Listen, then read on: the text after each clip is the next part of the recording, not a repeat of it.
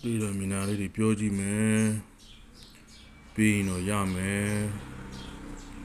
လာတယ်နော် crossing လေးတွေပြီးသွားတာပြီးမလား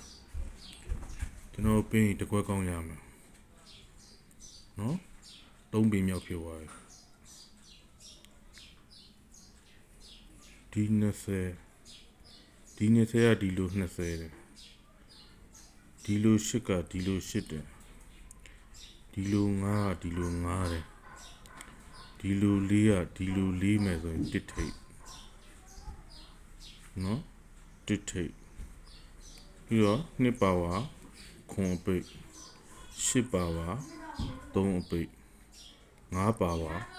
3ညအပိတ်နော်အဲ့လိုဆိုရင်ဒီလိုလဲရတယ်2ပါဝါ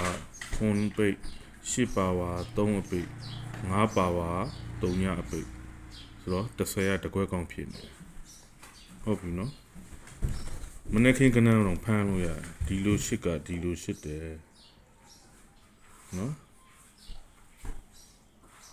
ဒီလို9ကဒီလို9တယ်ဒီလို4မှဒီလို4ကဒီလို4တယ်ဆိုတော့ဒီမှာတစ်ထိပ်နော်တစ်ထိပ်ကပြူးနေတယ်3ညပိတ်ကလည်းကောင်းတယ်နော်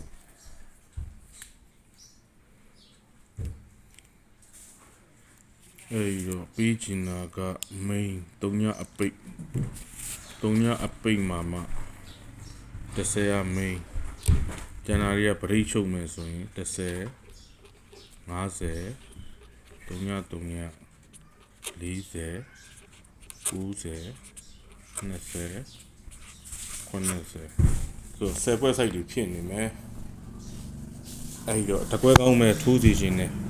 ရသည်ဖြစ်စေမရသည်ဖြစ်စေ30ကို main တင်ထိုးပါနော်ဒီလိုနှစ်သွားလို့သူကဒီလိုနှစ်ရနော်